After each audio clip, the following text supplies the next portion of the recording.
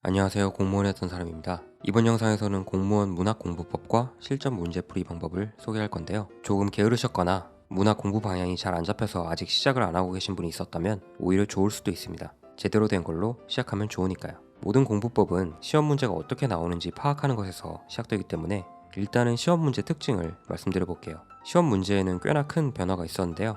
과거 공무원 시험 문학 문제는 시험지 안에서 해결이 안 되는 경우가 많았어요. 작품에 대한 배경 지식이 없으면 풀 수 없는 문제들이 나온 거죠. 전형적인 고등학교 내신 스타일, 무슨 시대별 문학사의 흐름으로 옳은 걸 물어본다거나 작품 속에 ABCD가 상징하는 게 정확히 이 뜻이 맞냐? 이렇게 묻는 문제들이 꽤 많았어요. 그래서 강사들도 막 관동별곡, 또 무슨 별곡 질문을 샅샅이 해부하면서 강의를 하고 그랬었죠. 당연히 교재에는 작품 해석을 상세하게 써놨었고요. 이 고전 시가가 나온 시대는 언제고, 갈래는 뭐며, 얘는 주제가 이렇고, 이 작가는 어떤 삶을 살았고, 뭐 이런 정보가 아주 빽빽하게 깔려 있었죠.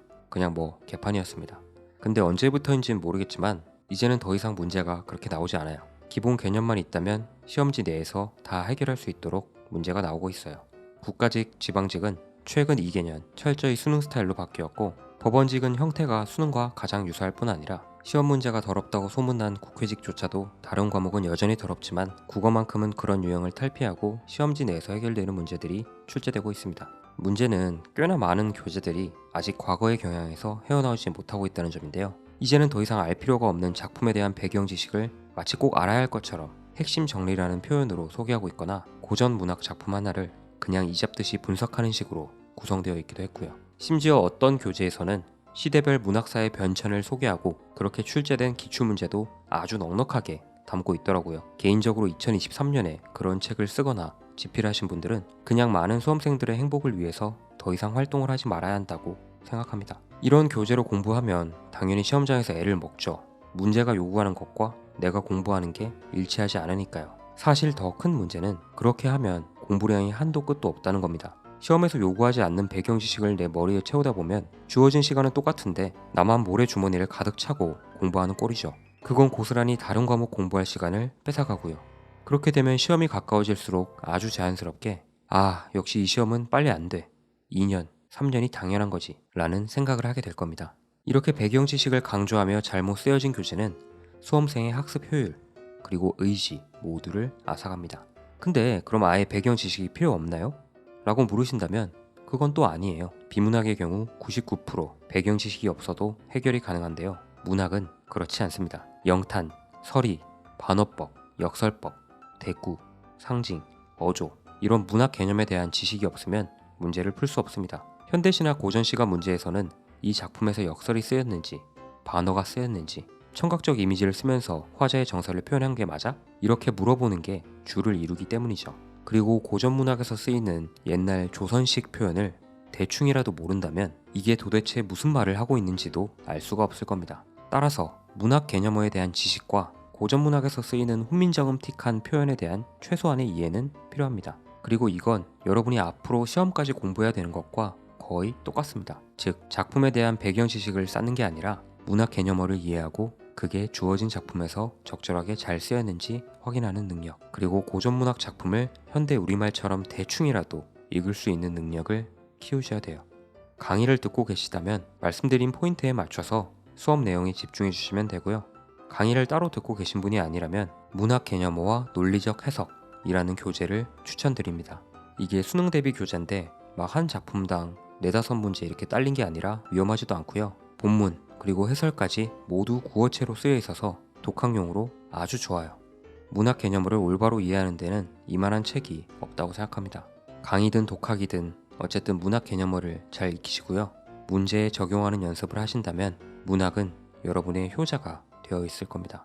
이번 영상에서는 시간상 개념어를 소개해드릴 수는 없기 때문에 문제풀이만 보여드릴 건데요. 이번 영상의 목표는 여러분이 이걸 보시면서 이렇게 접근하면 되는구나, 진짜 작품 지식 같은 건 별로 필요 없네 를 깨닫게 되는 겁니다.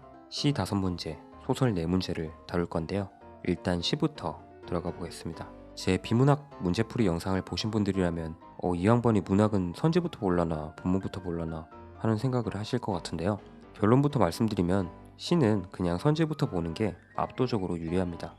왜냐? 처음 보는 시의 경우 그 시를 쓴 본인이 아닌 이상 잘 해석이 안 돼요. 이게 긴장되는 시험장이 아니라 방구석 책상에 앉아서 편하게 보더라도 말이죠. 즉, 시부터 봐도 별로 남는 게 없습니다. 그리고 시의 경우 주로 시상 전개 방식 같은 문학 개념에 따른 작품 해석이 적절한지 묻는 문제가 대다수인데요. 1번부터 보시면서 개념어는 잘 쓰였는지, 그리고 그 개념어에 따라 잘 해석을 하고 있는지 확인하며 풀어보시면 되겠습니다. 선지를 보면 크게 세 가지 감정이 느껴지는데요. 맞지. 그럴 수도? 이거는 개오바. 이렇게 느껴지는 세 가지 감정에 따라서 정오를 가리면 되는데요. 앞에 두 개는 옳은 말이라고 보시면 되고요. 이건 좀 오바지. 이런 생각이 드는 선지는 X라고 보시면 됩니다. 정확하게 이건 딱 이건 이렇기 때문에 맞고, 이건 이렇기 때문에 무조건 틀려. 이렇게 할 수가 없어요. 그리고 그렇게 할 필요도 없고요. 애초에 출제자 입장에서도 남이 쓴 시로 출제를 하면서 그런 걸 자신있게 요구할 수는 없기 때문이죠. 첫 번째 문제부터 보겠습니다. 적절하지 않은 걸 고르는 문제네요. 현대시고요. 1번. 대상들을 호명하며 안타까운 심정을 표현하고 있다. 호명 있나요? 밤들아, 안개들아, 눈물들아. 맞네요. 맞습니다. 안타까운 심정인가요? 사랑을 잃고 나는 쓰네. 더 이상 내 것이 아닌 열망들. 그럴 수 있을 것 같아요. 일단 맞다고 생각하겠습니다. 2번. 빈집은 상실감으로 공허해진 내면을 상징한다. 그럴 것 같긴 하죠. 그리고 또 잘 있거라, 더 이상 내 것이 아닌, 이런 표현이 있어요. 충분히 공허하다고 볼 수 있을 것 같습니다. 일단은 맞다고 생각하겠습니다. 3번. 영탄형 어조를 활용해. 영탄형 어조가 뭐죠? 이거는 지식이죠. 제가 말씀드렸던 문학 개념어에 대한 지식입니다. 영탄형 어조는 느낌표가 있는 걸 수도 있고 느낌표 없이 그냥 부르짖는 거라고 보시면 돼요. 뭐뭐구나, 뭐뭐 하는구나, 지렸다, 이렇게 나, 다 느낌표로 끝나는 걸 주로 말하거든요. 감탄하면서 공중에 말을 뱉는 거를 거의 영탄적 어조라고 표현을 해요. 네, 맞아요. 그리고 이별에 따른 정서를 부각하고 있는 건가? 이별? 사랑을 잃고 나는 쓰네. 오키. 4번. 글 쓰는 행위를 통해 잃어버린 사랑의 회복을 열망하고 있다. 글 쓰는 행위? 사랑을 잃고 나는 쓰네. 오키. 잃어버린 사랑의 회복을 열망하고 있다. 아니죠. 뭔가 개오바 냄새가 풀풀 납니다. 왜냐? 굉장히 희망적으로 끝난 시가 아니죠. 가엾은 내 사랑, 빈집에 갇혔네. 잘 있어라. 다시 돌아오길 바라고 그러는 마음이 전혀 없습니다. 그렇기 때문에 회복을 열망한다고 하는 건 너무 같습니다. 정답은 4번. 다음 문제입니다. 적절하지 않는 걸 고르는 문제네요. 현대시고요. 들어가기에 앞서서 말씀드릴 게 있는데요. 1번 보기와 2번 보기에 나와 있는 것처럼 감각적으로 제시하고 있다, 시상을 전개하고 있다, 이런 표현이 나온다면 거의 무조건 맞는다고 보시면 되거든요. 우리가 확인해야 되는 건 얘네 앞에 있는 것들만 확인을 하면 돼요. 자연현상이 갑작스럽게 변화했어? 청각적 이미지와 시각적 이미지를 활용했어? 이런 것만 확인하면 된다는 거죠. 그럼 확인을 해보겠습니다. 갑작스럽게 변화한 자연현상. 매미 울음은 절정까지 올려놓고 이렇게 조용할 수 있는가? 시끄러웠다가 조용해졌어요. 우리 매미의 자연현상입니다. 오키. 2번 청각적 이미지. 청각적 이미지 매미 울음. 오케이. 시각적 이미지 매미. 확인됐습니다. 시각적 이미지는 어지간함이 있다고 보시면 돼요. 왜냐면 갑자기 혼자 망상하면서 쓴 시가 많지가 않고요. 보통 내 외부 세계에 있는 뭔가를 보고 시상을 떠올리고 시를 끄적이기 시작합니다. 그래서 여러분들이 공부를 하고 문제를 풀게 되는 거고요. 3번. 소나기가 그치고 맑은 구름이 펼쳐진 것을 통해 사랑의 속성을 드러내고 있다. 소나기 어딨죠? 소나기처럼 숨이 차게 들이붓더니 아무 일도 없었어요. 맑은 구름 펼쳐지네요. 사랑의 속성? 사랑도 어쩌면 그와 같은 것인가? 네, 이거는 좀 거부하기 힘들죠. 끄덕끄덕 수준이죠. 이거는 그럴 수도를 좀 넘어섰습니다. 네, 맞아요. 4번. 매미 울음소리가 절정에 이르렀다가 사라진 직후의 상황을 반어법으로 표현하고 있다. 매미가 앞쪽에서 울었죠? 이렇게 조용할 수 있는가? 지금은 아무도 기척도 없이 정적의 소리인 듯 쟁쟁쟁. 네, 여기서 기본 개념 문학 개념어라는 배경 지식이 등장하죠. 모르면 틀립니다. 일단 답부터 말씀드리면 이게 반어법이 아니라 역설법이라서 틀린 건데요. 반어와 역설의 차이를 한번 정리를 해보겠습니다. 역설은 그냥 말 자체가 안 되는 말이죠. 소리 없는 아우성, 술 없는 음주, 아 행복하면서 괴로워요, 이런 것들. 반면에 반어는 말은 되지만 하고 싶은 말이 지금 하고 있는 말이랑 좀 반대인 걸 말하죠. 시끄러운 학생들을 보고 학교 선생님이 아이고 왜 이렇게 조용해, 아이고 왜 이렇게 말을 다들 잘 들어? 라고 한다거나, 싸움이 벌어지고 고성방가가 오고 가고 있는 국회 영상 유튜브 댓글에 오늘도 평온한 국회, 이런 것들이 반어에 해당하죠. 반어는 말은 되지만 그 말과 반대로 말을 한다고 생각을 하시면 되고, 역설은 아예 말이 안 되는 걸 말하죠. 근데 매미가 울다가 조용해진 상황을 여기서는 정적의 소리라고 표현했는데요. 정적의 소리, 개소리죠. 말이 안 되죠. 그래서 반어가 아니라 역설입니다. 정답 4번. 네, 다음 문제입니다. 이거 잘려서 넣지는 못했는데요. 적절한 걸 고르는 문제입니다. 1번. 기읍은 시적 화자와 상반되는 처지. 산새도 운다. 산새가 우는데 시적 화자와 상반되는 처지라. 잘 모르겠어요. 일단 아닌 것 같기는 해요. 내가 그렇게 해피해피해 보이진 않거든요. 그러니까 화자가 그렇게 행복해 보이진 않아요. 산새가 울고 있는데 뭐 15년 정분을 못 잊겠네 이러고 있는 걸로 봐서 상반된 것 같지는 않습니다. 일단 애매해요. 기본적으로 X라고 보겠습니다. 2번. 7, 80리는 시적 화자에게 놓인 방랑길을 비유한다. 방랑길, 오늘도 7, 80리, 돌아서서 60리는 가기도 했어. 돌아서서 이게 뭔 말인지 모르겠는데요. 아, 이것도 애매한데 일단은 앞에 거보다 나은 것 같아요. 1번보다는 나은 것 같습니다. 넘어가겠습니다. 3번. 불귀 다시 불귀는 시적 화자의 이국 지향 의식. 이거 이국 지향 의식은 살짝 오반 것 같은데요. 뭐 앞뒤에 요즘 해외에 대한 이야기가 있었나요? 전혀 없어 보이거든요. 그리고 뭐 이국 지향 하려면 여기가 엄청 싫어요, 이런 정도의 빌드업은 있어야 할 것 같은데요. 근데 그게 없어요. 뭐 불기에다가 뭐 15년 정분을 못 잊어, 이런 말만 있지 오히려 뭔가 어쩔 수 없이 떠나는 듯한 느낌이 살짝 나죠. 이거는 저는 X로 보겠습니다. 4번. 위에서 운다는 시적 화자가 지닌 분노의 정서를 대변한다. 아, 저는 이거는 그냥 X라고 하겠습니다. 이거는 너무 오바예요. 왜냐면 앞에 뭐 딱히 빡치는 상황이 있었던 것도 아니고 그냥 이 사람은 분노가 많다기보다는 15년 정분을 못 잊는 인프피에 좀 가깝죠. 그냥 아니라고 보겠습니다. 그래서 3, 4번은 확실하게 틀렸는데요. 저는 1번과 2번 중에서는 그나마 2번으로 답을 정하겠습니다. 1번은 1번 선지기도 했고 1번 선지를 읽고 이 작품을 처음 보기 때문에 못 읽었지만 그냥 거의 비슷한 것 같아요. 이 시적 화자랑 그냥 내 감정을 산세에다가 집어넣어가지고 표현을 하고 있는 것 같습니다. 네, 그래서 정답은 그냥 2번입니다. 조금 찝찝한 마음이 들 수 있는데요. 이런 거는 시험 보고 집에 와서 채점하면서 확인을 하시면 됩니다. 자, 다음 문제. 이것도 역시 길어서 잘랐는데 적절하지 않은 걸 고르는 문제입니다. 자, 1번. 현실을 초월한 순수 자연의 세계를 노래하고 있다. 이 선지가 맞으려면 이 시는 어떤 시여야 되냐면요. 자연이 이뻐요. 얘도 이뻐요. 쟤도 이뻐요. 저 새도 이쁘고 뭐 다 이뻐요. 뭐 이런 식으로 끝내야 되거든요. 그러니까 외부에 대한 순수 감상만 쏟아낸, 그냥 너 예쁘고 쟤는 못생겼구나, 쟤는 좀 아쉽구나, 뭐 이런 것들. 근데 막 우리들 가슴속에서 움트리라, 미움의 쇠붙이 녹여버려, 이러고 있죠. 그렇기 때문에 X예요. 정답은 1번이네요. 네, 다른 것도 보겠습니다. 2번. 희망과 신념을 드러내는 단정적 어조로 표현하고 있다. 단정적 어조, 희망. 우리들 가슴속에서 움트리라. 이거 약간 희망 각이죠. 신념인지는 잘 모르겠어요.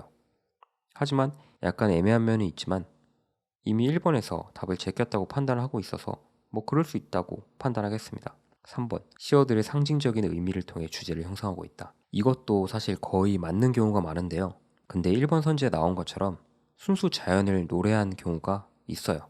그런 시의 경우에는 시어들의 상징적인 의미를 통해 주제를 형성하고 있다고 보기는 어렵거든요.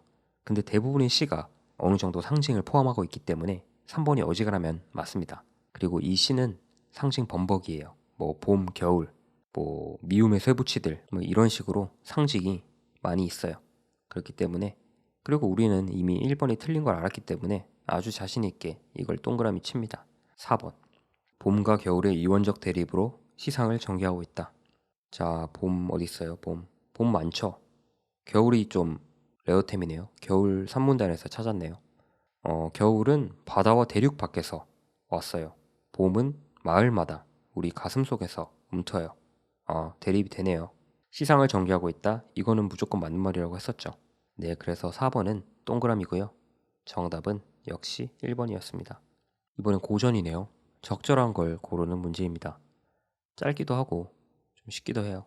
고전은 거의 내용이 단순해가지고 여러분을 실제로 고전하게 하는 경우가 거의 없습니다. 1번부터 보겠습니다. 동일 구절을 반복하여 너에 대한 섭섭한 감정을 표출하고 있다. 동일 구절. 어이 못 오던가 무슨 밀로 못 오던가.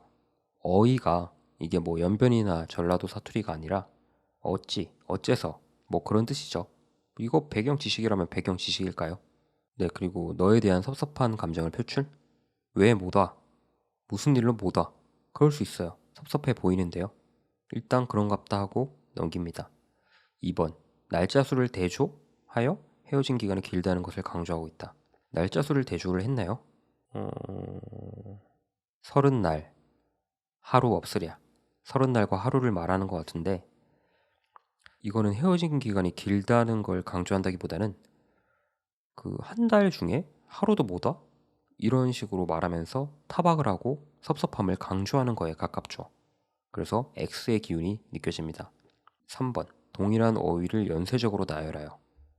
못 오던가 못 오던가. 오케이. 감정의 기복을 표현하고 있다? 감정의 기복을 표현하려면 왜 못 와? 왜 못 와? 이러면서 했다가 아니야 그럴 수 있지. 아니야 다시 생각해도 안 되겠어. 다시 와. 했다가 또 그럴 수 있지. 이런 식이잖아요. 이런 식의 전개가 있다면 감정의 기복을 표현한다고 말할 수 있겠지만 지금 이 양반은 그 자기 이름이 안 남겨진다는 걸 알았는지 몰라도 그냥 일관되게 집착을 하고 있는 중이죠. 그렇기 때문에 감정의 기복을 표현하고 있다는 말이 X입니다. 자, 4번. 단계적으로 공간을 축소하여 너를 만날 수 있다는 희망을 표현하고 있다. 뭔 말이지? 너 오는 길 위에 성 쌓고 성 안에 담 쌓고 담 안에 집 짓고 집 안에다 뭐 놓고 점점 줄여가는 이 공간을 축소하여 너를 만날 수 있다는 희망을 표현하고 있다. 아니요, 그게 아니죠. 지금 네가 이런 걸 당하기라도 했냐? 왜 안 와? 빨리 와. 한 달 30날인데 왜 안 와? 이런 말이죠. 희망을 표현하고 있는 게 아니라 다시 그 상대를 타박하기 위해서 말을 하는 거죠. 그렇기 때문에 X입니다. 정답은 아까 1번이었나요? 1번이죠. 네, 정답은 1번입니다. 이제 소설을 볼 건데요. 소설이 이게 한번 맛들리면 진짜 재밌고 엄청 쉽거든요. 일단 됐고, 뭐 소설 문제 풀이는 선지 상태에 따라서 두 갈래로 나뉘는데요. 일단은 선지를 보세요. 그 선지가 이 작품의 내용을 묻고 있나요? 그러면 그냥 본문부터 읽으면서 자연스럽게 플로우를 타면 됩니다. 등장인물이나 감정 이런 것들의 동그라미를 체크를 하면서 읽으면 집중하는 데 좀 도움이 될 거예요. 집중이 잘 되고 잘 읽히면 문제는 풀립니다. 근데 만약에 선지를 봤는데 뭐 시점이나 소설 전개 방식 같이 문학 개념 같은 걸 묻는 문제라면 그러면 내용을 일단 쌩까고 마치 시를 풀었던 것처럼 선지랑 본문을 대응시켜 가면서 찾는 게 유리합니다. 네, 일단 문제부터 보겠습니다. 네, 흥길이 형. 네, 현대소설이고요. 적절한 걸 묻는 문제입니다. 선지를 보니까 내용을 묻는다기보다는 전개 방식, 개념을 묻는 문제에 가깝죠. 자, 그러면 대응을 시켜보겠습니다. 1번 선지. 서술자가 뭐 전지적 위치에서 전달하고 있다.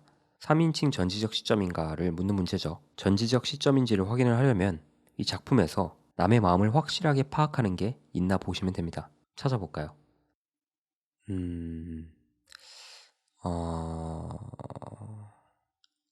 내가 일단 작품에 나왔죠.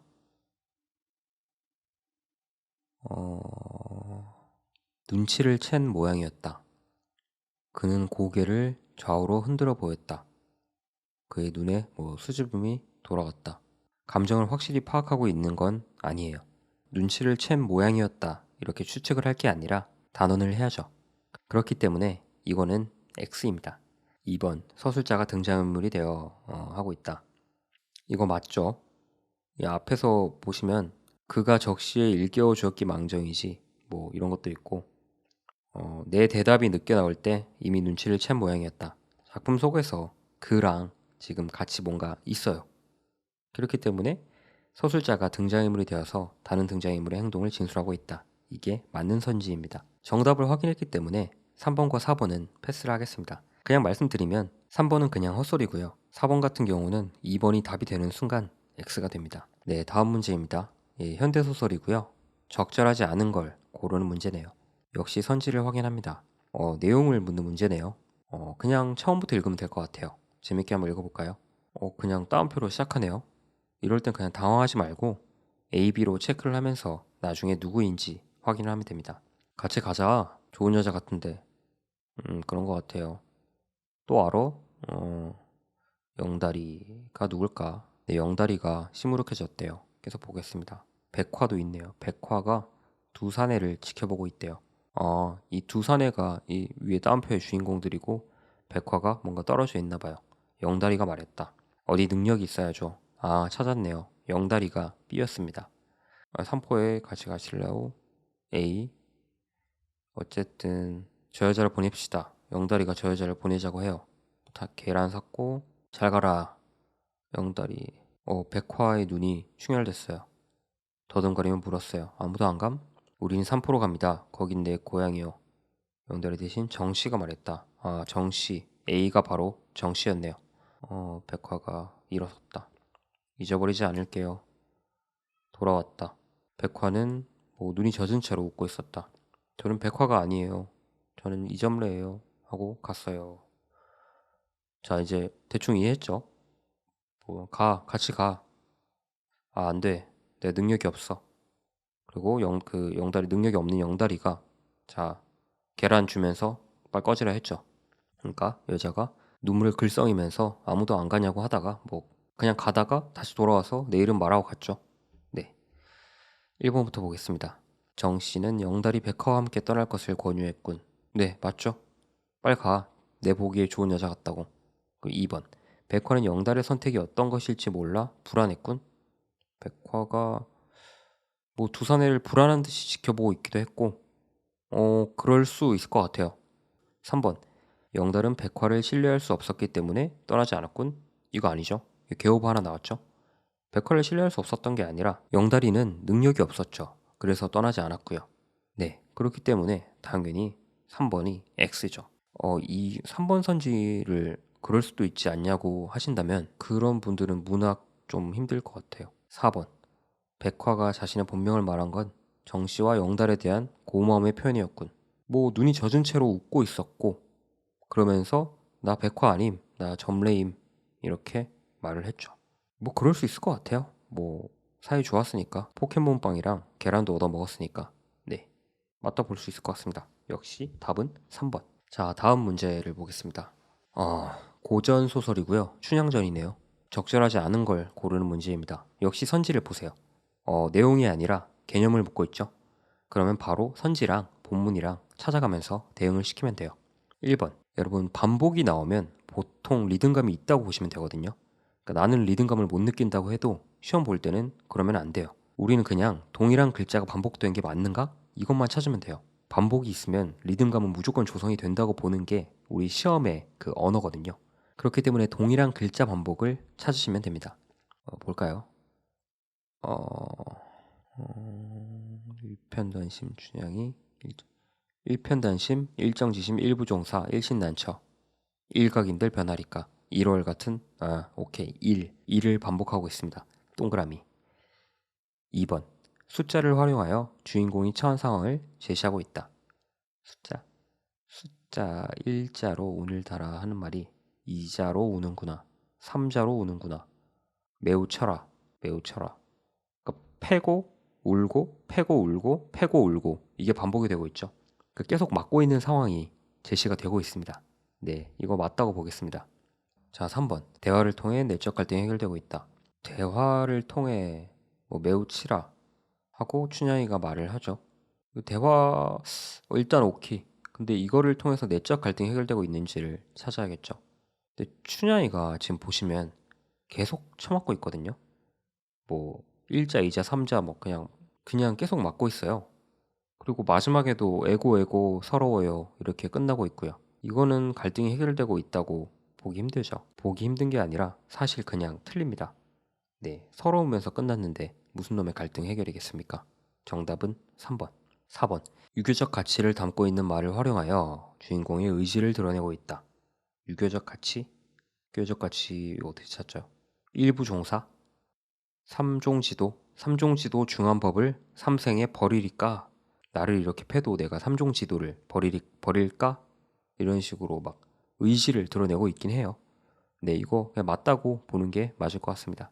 네, 정답은 3번이었죠. 다음 문제입니다. 적절하지 않는 걸 묻는 고전소설입니다. 구운몽. 자, 선지를 먼저 보세요. 내용을 묻는 문제죠. 그냥 바로 읽겠습니다. 승상, 이 말을 마치기도 전에 대머리도 없고 팔낭자도 없다. 놀랐어요. 놀라서 어찌할 줄을 모르는 중에 비치고 있었다. 보니 108 염주가 걸려 있고 머리를 만져보니까 까칠까칠 반삭이에요. 소화상의 몸이요. 대승상의 위가 아니었으니 이제 제 몸이 인간 세상의 승상 양소유가 아니라 연화도량의 성진이더라. 나 승상 양소유가 아닌 걸 깨달았어요. 그리고 생각이 나오네요. 처음에 뭐 양가 인간 세상에 가서 아들이 됐지. 장원급제하여 한리막사. 그러니까 인간 세상에 잘 나갔는데 다 꿈이었다는 거죠. 뭐 아무튼 깨달으면서 끝났죠. 네, 선지를 보겠습니다. 1번 양소유는 장원급제를 하여 한리막사가 되었다. 인간 세상의 승상 양소유였죠. 인간 세상의 승상 양소유가 장원급제하여 한리막사. 장원급제 어디 있었죠? 네, 찾으시면 되죠. 장원급제 한리막사 굉장히 붙어있네요. 동그라미. 2번 인간 세상의 환멸을 느껴 스스로 성진의 모습으로 되돌아왔다. 아, 이거 아니죠? 왜 아니에요? 이거 막 돌아와가지고 대머리도 없고 팔랑자도 없는 거 보면서 놀라 어찌할 바를 몰랐죠. 머리털을 만져보니까 반삭이었고. 네, 양소유가 환멸을 느껴 스스로 돌아온 게 아니라 어쩌다 보니까 돌아왔어요. 네, 그래서 이건 X, 정답 2번. 3번 성진이 있는 곳은 인간 세상이 아니다. 그렇죠. 성진이 이제 인간 세상의 승상 양소유가 아니라 연화도량의 행자 성진인 걸 깨달았잖아요. 연화도량이라는 게 인간 세상인지는 잘 모르겠어요. 근데 아니라고 보는 게 조금 더 합리적인 것 같죠. 그래서 동그라미. 4번. 성진은 자신의 외양을 통해 꿈에서 돌아왔음을 인식한다. 그렇죠. 뭐 머리털 만져보고 돌아왔구나 깨달았죠. 네, 그래서 이것도 동그라미고요. 정답은 2번이었죠. 자, 오늘은 문학공부법을 소개를 해드리고 문제풀이를 해봤는데요. 풀이에서 보셨겠지만 제가 한 번도 작품에 대한 지식을 말씀드린 적이 없죠. 그 유명한 구운몽 주차도. 최근 몇 년 동안 공식 국어 문제는 이렇게 바뀌었으니까 막 작품 특징 외우면서 시간을 보내실 필요가 전혀 없어요. 하지만 다른 배경 지식, 즉 문학 개념에 대한 공부는 필요합니다. 반어, 영탄적 어조, 시각적 이미지, 청각적 이미지, 이런 문학 개념어를 문제 풀이하면서 언급을 해드렸잖아요. 이렇게 비문학과 달리 문학에는 문학 개념어가 있고 그 개념어에 대한 이해가 없으면 문제 풀이를 정확히 할 수가 없습니다. 문학 개념어를 정확히 이해하고 그거를 시나 소설에 적용해서 해석하는 연습을 시험 때까지 꾸준히 해주신다면 시험날에 문학은 다 야무지게 맞을 수 있을 겁니다. 제가 좀 요즘에 집에 안 좋은 일이 있어서 목 상태가 굉장히 안 좋은데요. 뭐 콩맹맹이 소리도 장난 아니죠. 근데 어쨌든 그 콩맹맹이를 참고 끝까지 잘 들어주셔서 감사합니다. 제가 최근에 건강의 중요성을 정말 잘 깨닫고 있는데요. 여러분들도 건강 관리 잘 하시고요.